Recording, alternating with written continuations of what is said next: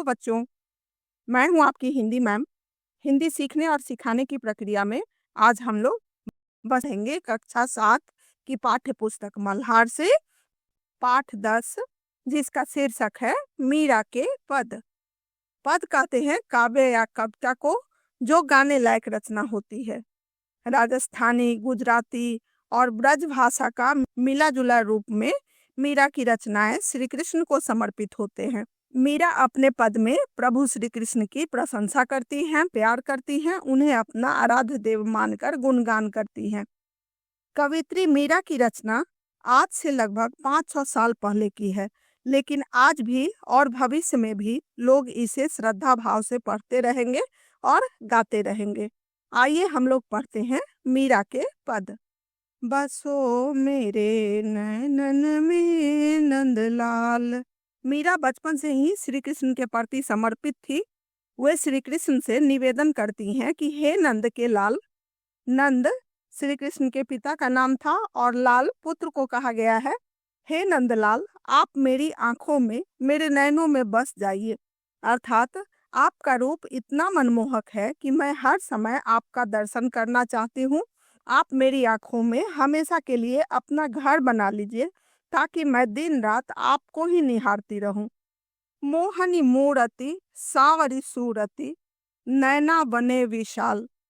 मीरा अपने आराध्य देव श्री कृष्ण के आकर्षक सौंदर्य का वर्णन करते हुए कहती है कि उनका सांवला सलोना रूप और उनकी बड़ी बड़ी आंखों वाली छवि मन को मोहित करने वाली है।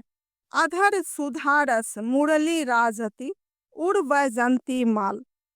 अधर यानी होठ, सुधा अमृत को कहते हैं, उड़ हृदय को कहते हैं। वैजंती एक फूल का नाम है जिसके बीजों की माला भगवान श्री कृष्ण पहनते थे। राजती यानी विराजमान होना।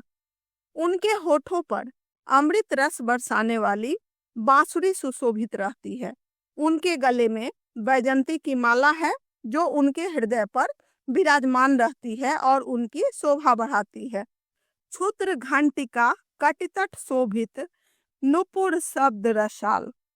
क्षुद्र यानी छोटी, घंटिका अर्थात छोटी घंटी, कटितर कमर के किनारा को कहते हैं, नुपुर पायल या पाजेब को कहते हैं, रसाल का अर्थ होता है मधुर ध्वनि। आपकी कमर में बंधे हुए करधनी की छोटी छोटी घंटियां और आपके पैरों में बंधे हुए पाजेब की घुंघरुओं की मधुर ध्वनि वातावरण में गूंज रही है, जो अत्यंत मधुर सुनाई देती है। मीरा के प्रभु संतन सुखदाई, भक्त वत्सल गोपाल। वत्सल यानी स्नेह बरसाने वाला। मीरा कहती है कि मेरे प्रभु श्री कृष्ण संतों को खुशियां देने वाले हैं। वे अपने भक्तों पर कृपा बरसाने वाले हैं, स्नेह बरसाने वाले हैं। ऐसे गोपाल मेरे आराध्य हैं। गोपाल कहते हैं गायों के रक्षक को। श्री कृष्ण गायों की रक्षा करते थे, उसे चराते थे, इसीलिए उन्हें गोपाल कहा गया है। दूसरे पद में मीराबाई ने सावन के सुंदरतम वातावरण में अपने हृदय में उठी प्रभु प्रेम की उमंग का वर्णन किया है। बरसे बदरिया सावन की मन भावन की। मीरा कहती हैं कि सावन में बादल बरस रहे हैं, बिजली चमक रहे हैं, ठंडी ठंडी हवाएं चल रही हैं, बहुत ही लुभावना दृश्य है। सावन में उमग्यो मेरो मनवा, भनक सुनी हरियावन की। ऐसे लुभावने समय में, ऐसे लुभावन मौसम में मेरे मन में उमंग भर गया है। भनक यानी आहट। मीरा को हरि अर्थात श्री कृष्ण के आने की आहट सुनाई दे रही है, इसीलिए उनका मन उमंग से भर गया है। उमर घूमर चहु दिश से आया, दामिन दम कै झड़ लावन की। चहु दिश से यानी चारों दिशाओं से, दामिन दम यहाँ बिजली की चमक और आवाज को कहा गया है। झड़ लावन की अर्थात झरने की तरह गिरती हुई वर्षा की आवाज। सावन में बादल चारों दिशाओं से उमड़ते घूमरते हुए, मेघ की गर्जना करते हुए, बिजली चमकाते हुए आते हैं। साथ ही बूंदों की झड़ी लगा देते हैं, झरनों की तरह लगातार बरसते रहते हैं। नन्ही नन्ही बूंदन मेहा बरसे, शीतल पवन सुहावन की। मेघ जब छोटी छोटी बूंदें लगातार बरसाते रहते हैं, उस समय जो ठंडी हवा चलती है उसका स्पर्श अत्यंत सुखद होता है। पूरा वातावरण सुंदर दिखाई देता है।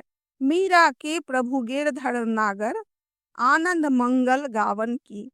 ऐसे सुहावने वातावरण में मीरा के प्रभु गिरधर नागर यानी श्री कृष्ण के आने की आहट सुनकर मीरा भक्ति और आनंद में मग्न होकर मंगल गीत गाने लगती हैं। श्री कृष्ण ने एक बार अपने गांव वालों की रक्षा के लिए गोवर्धन पर्वत को अपनी उंगलियों पर उठा लिया था।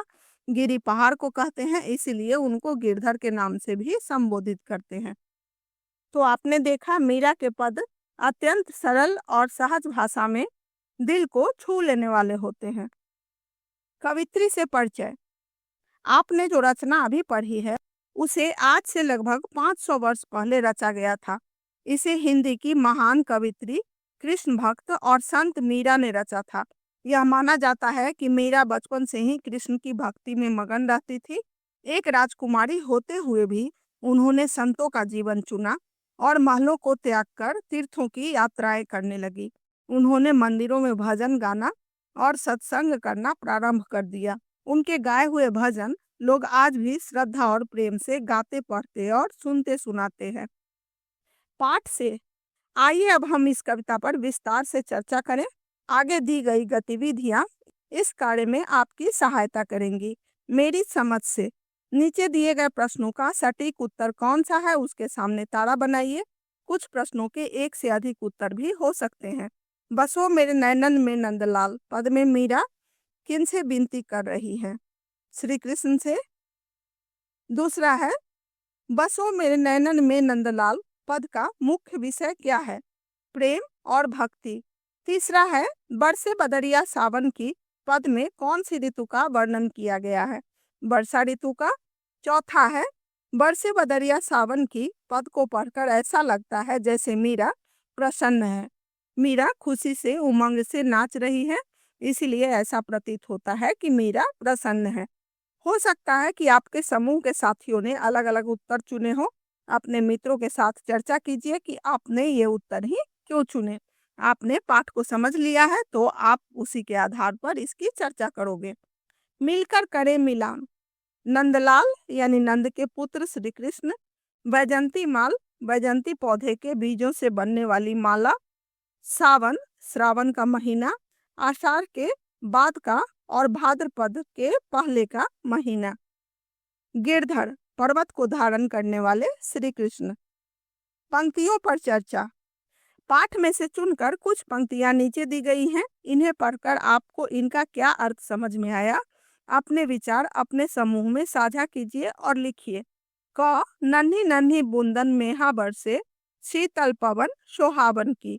इसका अर्थ होगा कि प्रस्तुत पंक्ति में बारिश की छोटी छोटी बूंदों के साथ शीतल हवा के झोंके ने मीरा के हृदय में कृष्ण से मिलने की उमंग को प्रफुल्लित कर दिया है।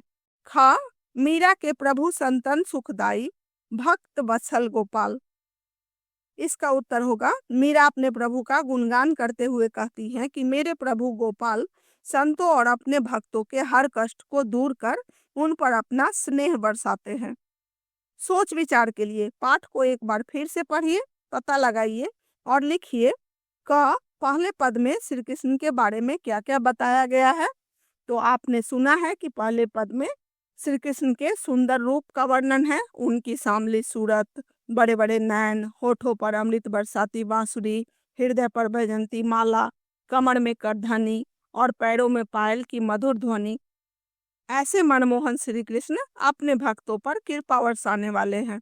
खा है दूसरे पद में सावन के बारे में क्या क्या बताया गया है? इसका उत्तर होगा दूसरे पद में सावन के समय का सुंदर वर्णन है। चारों ओर से घाटा घिरकर चमकते हुए गर्जना करते हुए लगातार पानी बरसाते हैं। इस पावन ऋतु ने मीरा को अपने प्रभु से मिलने की इच्छा को, लालसा को और जागृत कर दिया है, जिसमें मीरा भक्ति में लीन होकर आनंद से गान करने लगती है, गीत गाने लगती हैं। आगे जो भी क्रियाकलाप है वो आपको करने के लिए है। आपने पाठ को समझ लिया है, उसी के आधार पर आप क्रियाकलाप को पूरा करोगे। मुझे उम्मीद है कि आपको यह पद का अर्थ समझ में आ गया होगा। यदि आपको समझ में आ गया हो तो आप मेरे चैनल को सब्सक्राइब कीजिएगा, ताकि आपको प्रत्येक पाठ का ऐसे ही विश्लेषण मिले और प्रश्नों के उत्तर मिले। ठीक है, और कोई भी दिक्कत हो तो आप कमेंट सेक्शन में लिखकर पूछ सकते हो। तब तक के लिए बाय।